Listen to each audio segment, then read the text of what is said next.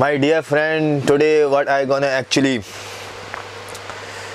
read for you is a poetry about a nation and how a nation should struggle together. Try to consider it. It's a message to everyone. And I wrote it down, that poem, when I was living in One Wood End. The date was 5th day of February 2007, 16th Muharram, 16 Muharram 1427 AD, Hijri, sorry. You remember when I used to work in Hammersworth Detention Center? Those are the days. Then I wrote that thing. So it starts like this.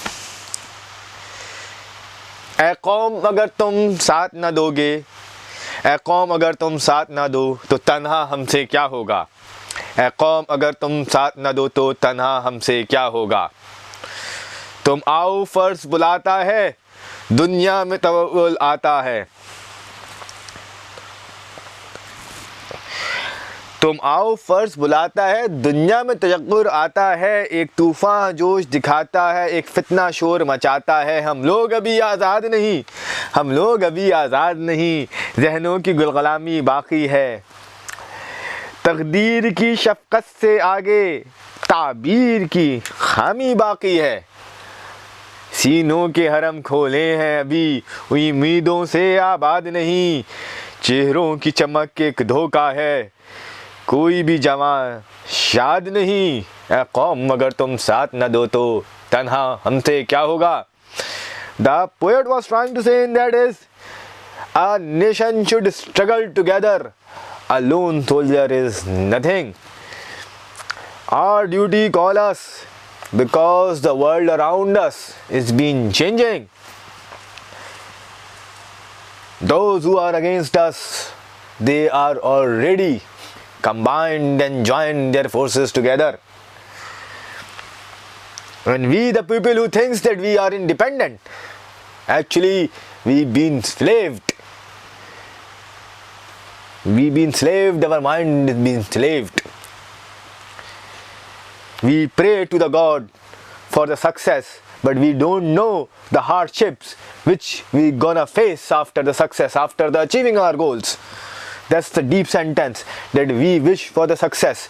Yes, we should wish for the success, but did we plan that the outcome, and what will be the consequences of that outcome, and how we to handle it? And now our chests are opening. Now we are wishing and well-wishing for the stuff. When I look around to our youth, they are young, but they are empty. They are struggling. So the poet recalled the nation that let's join hands together. Let's merge as one.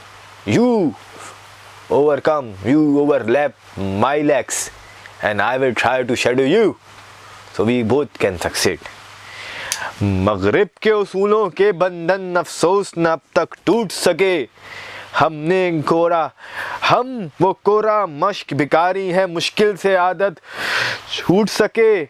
कब बोया बीज अपना कोई जो lump पाए और फूट सके। ऐ कौम अगर तुम साथ न दो तो तना हमसे क्या होगा। We are still in bound of the constitutions left by the West. We are the beggar. We are those beggars who even don't know that they are beggars. This refers to all our DSS friends who thinks that DSS is their right. No, you've been put as a beggar in this nation and you don't know even that you are a beggar. We haven't invented anything in last 1400 years or in last 1000 years, and how we can be wishing for the success. First we have to start struggling and start looking the West, how they start struggling. There was a time when India used to use a coconut oil. The Mughal Empire used to use the refinest and finest oil to burn their lamps. And at that same era, London was tapped in the plague. Black Death was all over in UK. how the tides been changed, we have to look into that matter because we left the education. तकदीर के ऐसे खूगर हैं, आज़ाद रवि से डरते हैं, यार लकीरें खींच गए हम लोग फ़कीरी करते हैं, मेहनत से कमाएंगे न कभी खैरात से झोली भरते हैं, एक कौम अगर तुम साथ न दो तो तन्हा हमसे क्या होगा. Again the poet is saying that we always curse that was in our destiny, and destinies can't be changed.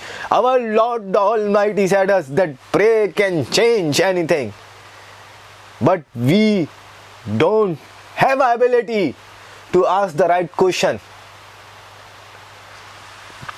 and we always are afraid of progress. We associate progress with westernized values. We don't know the real value of progress. Progress was that when the Tipu Sultan invented the first rocket.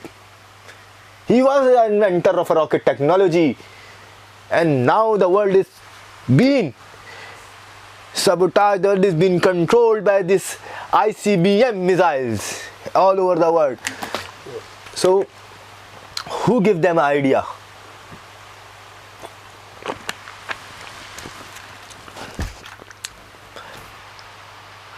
We lost the past of the struggle. We lost that path of the struggle, and now we are just trying to find the loopholes to make rich.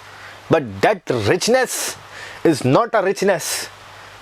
It is another form of a slavery, because once you kill the married, once you start relying on cheating and getting benefits from the other people and mischieving them, you are actually enslaving yourself. You have a fear that somebody will find out and I will be in chain. You will lost your backbone. You will never gonna stand, and that's what happened to all the Muslim nations.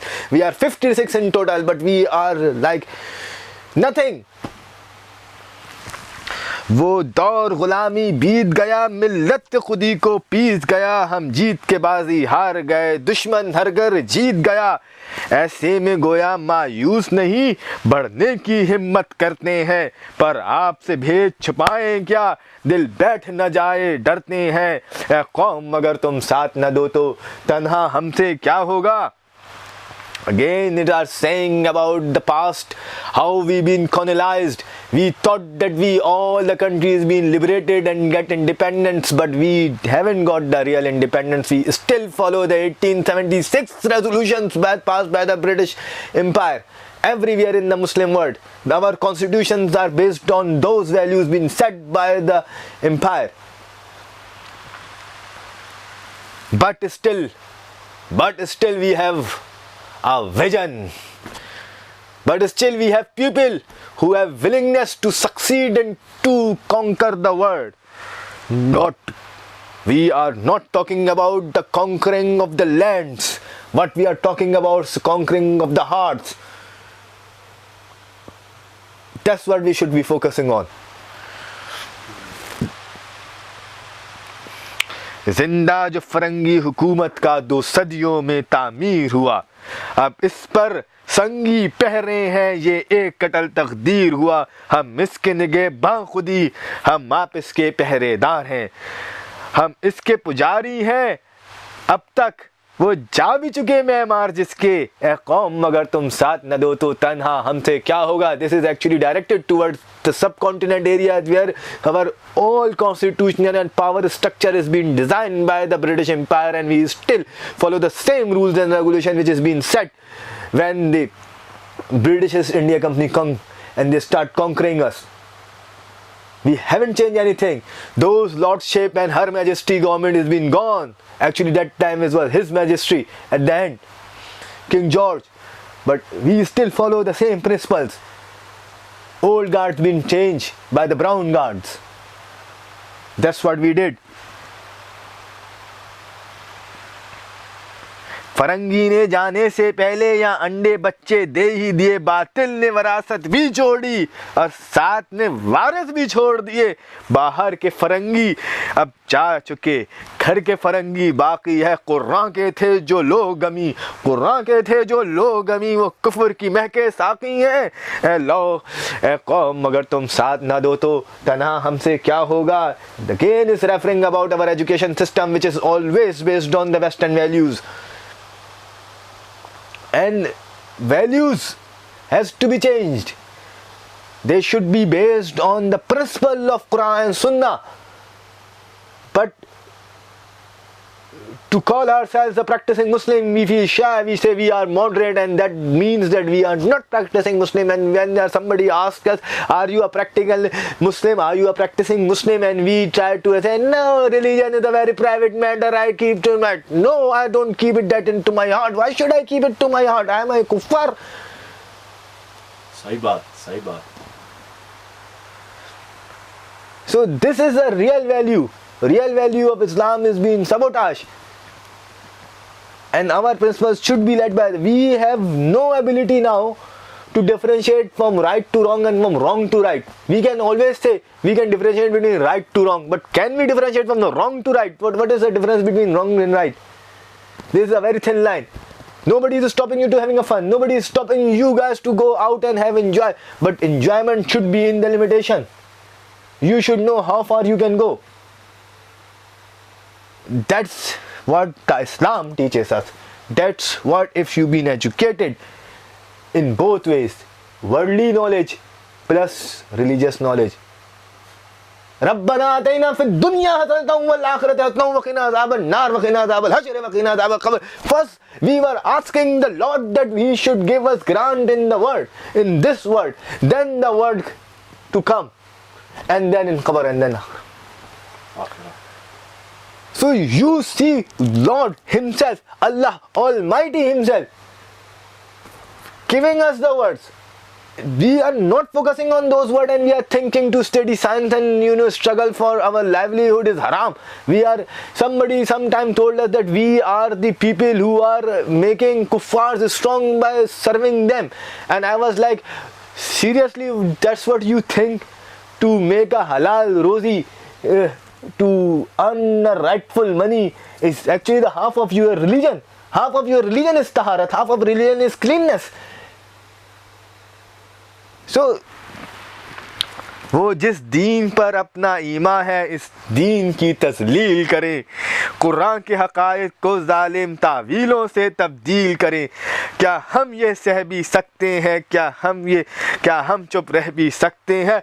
इस मिल्लत अहमद मुंदिर को इन बातिल के मेमारों की तामीरों से टकराना है, तूफ़ानों से लड़ाना है। ए मिल्लत अहमद मुंदिर, तुम एक कौम थे क्या भूल गए? तुम ताकत थे, तुम जुर्रत थे, तुम एक पुरजोश राहत थे, तुम अज़मत शौकत इज्जत थे, तुम राहत रहमत शफ़क़त थे, तुम एक बारूब शुजाअत थे, तुम अज़्म इंसानियत थे। तुम इतनी बात बताओ, तुम क्या आरज़ू तराशते हो इस दिन से जब हशर में पूछा? तुम क्या उज़ुर तराशोगे जब हशर में पूछा जाएगा? क्या अपने क़वा से काम लिया जब कुफ़र सदीक़ की टक्कर थी तो तुमने किसका साथ दिया? पास खजाना क़ुव्वत का किस मकसद पे सर्फ किया? इस मकसद को क्या बोलोगे? हर उज़ुर के कांटे पर तोलो, इस वक्त कहो क्या बोलोगे? आंखें तो उठाओ, लब खोलो, कौम अगर तुम साथ न दो तो तन्हा हमसे क्या होगा? Again is referring to our past glory, that when we were empowered, when Muslims came to conquer the Palestine in 800 AD, after 200 Hijri, sometime like that, how we conquered? There was no slaughteration of the people. Their people had been forgiven, and the queen and her family was being granted to leave from Jerusalem to these British Isles. But when the West conquered the Jerusalem, History says that the horses were dipped into the blood bath. They didn't left a single Muslim alive. When we came to the Spain, what we did to the people, we forgive them, we allow them to practice their religion, live the life as they want to live, because we were the true Muslims at that time. But when the Spain has been taken by the Isabella, I think that was the name of the Spanish queen, what they did, they sabotaged our Muslims to wear the clothes. They bound us. Either you be converted into Christianity or you been thrown out from the countries, and then after some times the law has been changed that you can't wear the Muslim clothes. And now in this present era, in 21st century, the French government put the ban on the hijab, and we all Muslims are sitting and doing nothing. Why we are doing nothing? It's because we can't do anything. We are not true from the souls and the heart. We have our own black sheep. If we have a sheep to hide, we can hide, but we don't have a sheep. We have a castle and we have farms of those black sheep in our own pockets. That's the reality of life. And what I realize is that we are losing the true path. The true path was the path given by his messenger Muhammad sallallahu alaihi wasallam 1400 years ago. He is telling us how the universe has been created. 1400 years ago, he is telling us there are many skies. And now today the science is telling us this is not the only sun we have. There are any other galaxies. We already been granted by Allah the knowledge, but we are not exploring. When Hazrat Ali was sitting in the Baghdad mosque, and he was asking to the people, now today ask me the questions and I will answer you. And what the questions we asked? We asked them that how many steps should be in our turban, and how should we pray, and how many ruku and sujood we should do, how many times I have to do the tasbih in the ruku.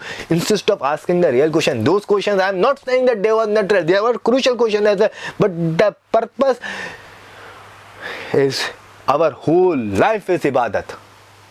A Muslim, his every aspect of life, every aspect of his life, every action he took, he should think twice before he is taking those. He should know his limitation, where he should stop and when should he stop. But he should know everything. He should know about this world as well, that how this world is operating. Nobody is saying you that, oh, become, have a big beard, take your clothes off of your ankles and just leave the dunya and just go in the mosque and sit. No, those people were, it is in Christianity that their priests don't get married and don't have any life. It was the concept of Christianity. Islam allows you to get married.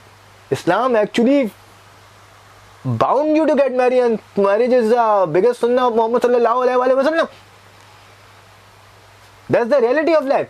So Islam actually preached the social life, the interaction of man and woman. But it also tells you the limitations of that thing.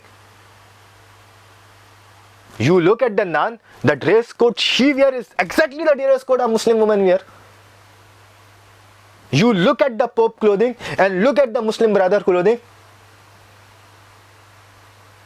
You see a Christian priest, you see a bishop, how they wear it. We can, in this Western countries, we can see them. You can see their clothes are loose. But Islam also tells you about to keep fit. But that fitness is for you. What we did, we took sleeveless. We start showing off aggressiveness to the other people. Is that body, we should think when we are building that body should be, that body don't belongs to you, that is the amanat of Allah that has been safeguarding to you.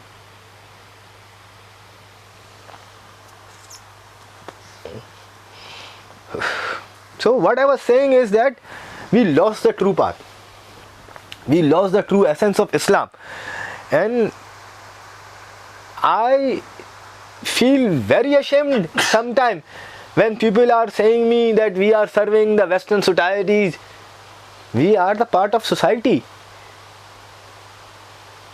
We are the part of society. How we can improve the, how can I say, I can put in the very good word, I don't know. Maybe the governments find this video very offensive that I am provoking something. I am not provoking any type of violence. I am against the violence and everything. What I am saying, why this lecture is for all people, and especially to young Muslim boys and girls. Our actions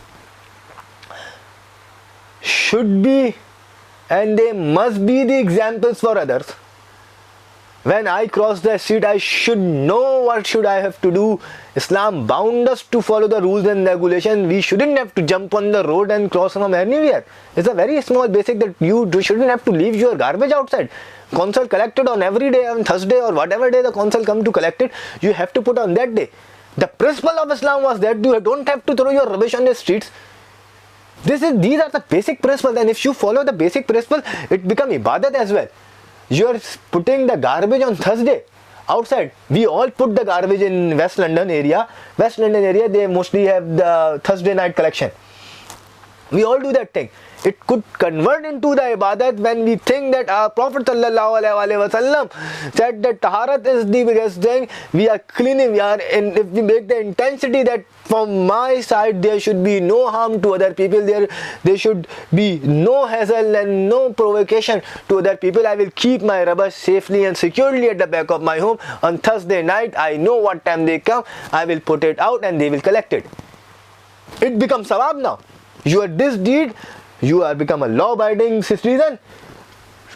On the same hand, you got the sawab because your niyat, your intention was that because of me, nobody should get harmed, because the foxes will come. If I keep putting it every day, they will tear down that garbage bag. The garbage bag will fall on the street. It will look unpleasant to the other person. And if I think like that, it can become a good deed.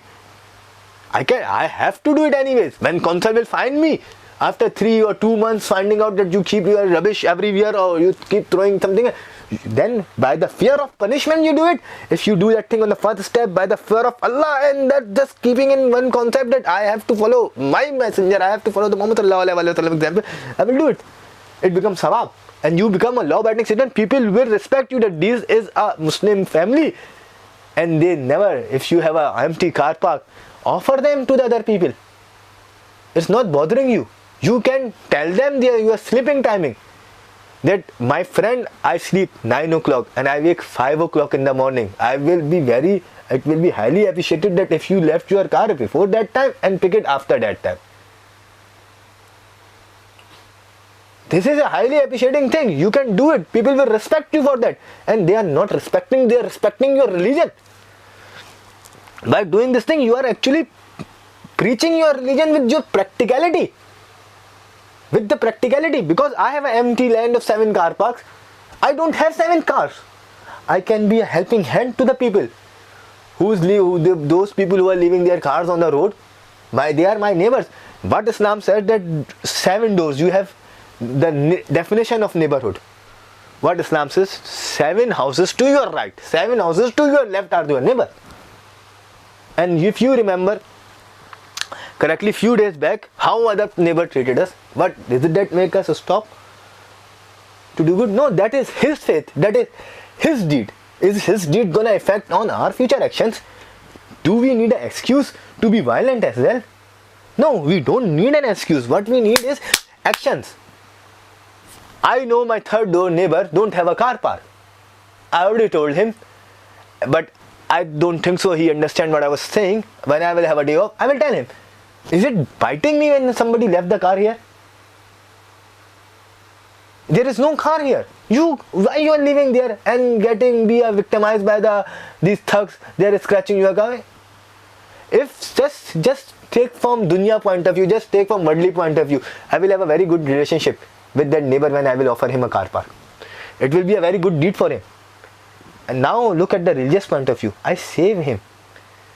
Because I know his car got scratched, his side window keep getting messed up. If he will save that thing, he can spend that time with his family and they will be talking about this thing. Allah gave us iman in the hearts of the people. he will think like, oh, this guy will did it, and that guy is a Muslim guy who did the help. Think like this. Maybe he don't think like that way. He say this is a stupid guy, stupid Paki boy. He don't know how to live in this country. He offer me his car park. I am the cleverest guy. He can think like that as well. But my intentions were good. So that's how we have to live our lives. We have to follow the rules and regulation. When you go traveling in a public transportation, what Islam says, respect to your elders, care for your youngest. That's what Islam said to us.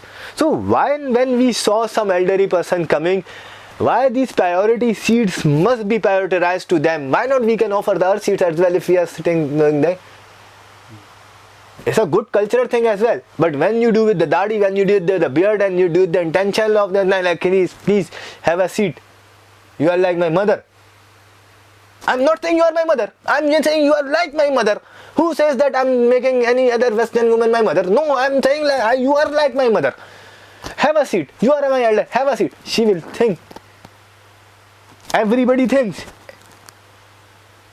If something good happened to you today, you are sleeping and somebody offer, you are walking in the rain, somebody offer you an umbrella, you will say, you know what you will think? You will think about the whole race that, oh, this African American give me an umbrella, they all not are same, they are black sheep. People are good. That's what you will think. If you will be a right person, not a crackhead. So our actions are actually what I used to say back home to the people, and to my, especially to my younger brothers and my sister, we all have to pass away. What will we do here? My mother teach me that thing. My mother told me that thing. My father told me. The last phone call I have with my father on 21st August 2006. I still remember every single word what my father has said. My father said that you only not representing your family. You are not only representing me and your mother there, that how we grown you up, what the education we put, but on the spectrum you are representing the whole people of Pakistan, and on the top of that what you are representing is the Muslim culture. That how a true Muslim can live. He said that your success is my success and your failure will be our failure. Your failure will no. What he said, your success will your success will be yours only. I have lived my life. That's what he said to me, that whatever you will achieve will be for you, but your failures will affect me. So think, when you are doing anything, that you are representing not your family, not the people of Pakistan and the Muslim all over the world. They will look into you and they will know what type of teaching, what type of upbringing is this guy have. I'm not saying the people to not to have fun. Have fun in the light limitations. What we haven't done in this country. What we haven't done in this country. We done it everything. Did we break any law? We didn't break any law. We didn't harm anyone. So mistakes can be happen to anyone, but to realize the mistake at the right time is the real deed. Because our upbringing was good, we were committed to our religion. That's the way, because being taught by our parents and we were committed, we know what is right and wrong and what is wrong and right. So we know when we are doing it that is wrong. And then Allah gave us a hidayah. He safeguarded us from the calamities of the society. He protect us from the calamities. And what He did is, He gave us, He put a thing in our heart. The day we are doing, we know the wrong. He save us and His hidayat come. So what I'm saying, my brothers and sisters, whatever you actions you do, I have to finish it because I have to go tomorrow early morning to work. What I was saying to everyone is, our actions speak louder than our words. Be a practical Muslim. A practical Muslim is a good human being. He's a law-abiding citizen. He's not going to harm you. He's not gonna be a decisive person who will have a big beard and talking on people's back that what they do, what their daughters are doing, what their brothers are doing. We find so many people, they have whole intention of their life and the purpose of their life is to find out what that person is doing in his private life.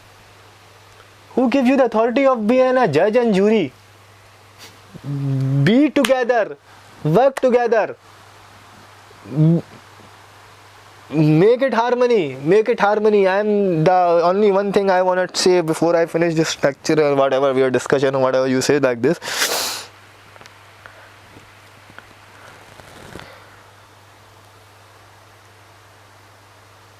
Islam is the religion of reality. Islam is the religion of reality. He gives you independence to choose your partner, to interact with your partner, to get married. And he teaches you the way you should approach. If you follow the true essence of Islam, you will safeguard yourself from all the calamities, all the bad parts of Islam. I just quickly say, if you like somebody, you should first show your concern to their guardians. Islam created guardianship. And then talk to that person in the limited manner. Islam didn't say that you don't have to talk when the people say, oh, this is like you put like this and I'm gonna talk. No. Don't. I will send a link on my website how to interact to a woman who you want to get married. You have to be clear. First of all, your intentions should be noble. When your intentions are noble, your actions will be noble. Because think other person's dignity as well. Dignity, lost money can be found, lost wealth can be recovered, lost dignity can't be recovered. How you want to be treated, how you want people to treat you, you should treat the other people like that. It is a very, because these days we are talking about that issues, friends that are getting married. There are ways you should talk, openly discuss, don't lie, don't hide. Talk in a respected manner. Be in your limits. You should know your limits. That's what I will say. It's a very detailed topic, so I just gonna. But marriage will safeguard from 99% evil. Brothers, I was thinking to do some poetry today, but I don't know, maybe I am on the edge of my life. I am on the doorsteps where I will be crossing boyhood to the manhood. I don't know tomorrow I will be here or not. I will be alive or I will be dead. Allah knows. But I want these things to be here. People should know me as a good guy. I want to be remembered. I don't want to be just get died and somebody put him in a bin bag and throw him. No. People should remember me in a good words. That there was a guy we met in London. 3 o'clock in the morning, me and you met first time when we are talking about how to do iftari, how to do sehri. Who in his right mind, who will believe that story? Very different cultures. Very different mentality. What was our first talk? Start from there. And Alhamdulillah, blessed. No words. I don't know. It was in our destiny or how it was. I never worked in Wilkinson. You know that I quit that thing. How quickly I quit it. In 2 months or less than 2 months, my father gave me a call that you have to come back for the exam, or I am coming by evening. Do you not know? I am by back of my heart. I know he can't come on the evening. I knew he can't come on the evening. at least gonna take 3 days for him to travel. If scientifically you ask me, people ask me like, oh no, it will take him like, how can he come now? It was not how can he come. Do you have to check your father, your integrity or not? What he said is that was actually the real words. That he should know he still have that much control over his son, that when he will say, what he will say, and when he will say, it will be done. And that's what I want from my kid. That's what I want my wife to do. Great powers come with the great responsibilities. That's not me, that is Spider-Man, ting, ting, ting, ting, ting, Spider-Man use as well that thing. But you have to realize, what is the responsibilities of the wife? What are her rights? Asking your rights means fulfilling your responsibilities. You should know this thing. So it's getting longer and longer. You know, it's a sea. Once you jump in, you start dragging here and there. In the end, I will say, treat others as you want to be treated. Where is my dead letter? It says, live your every act as it your last.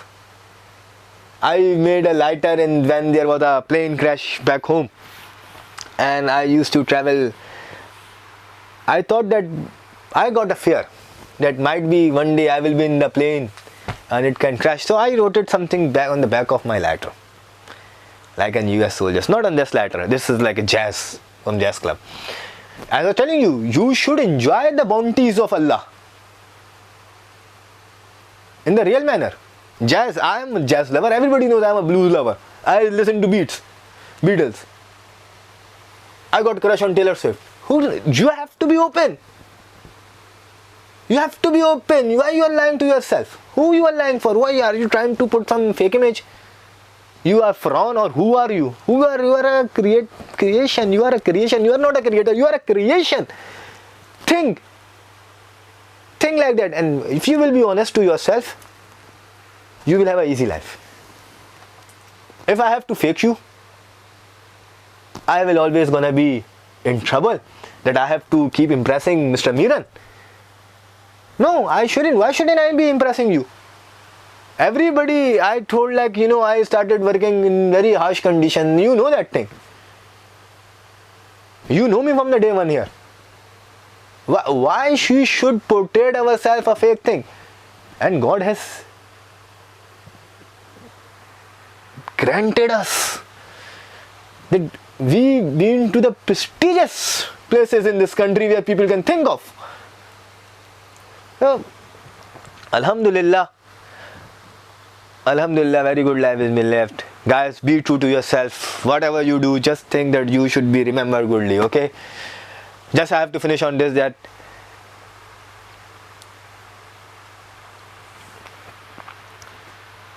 be good.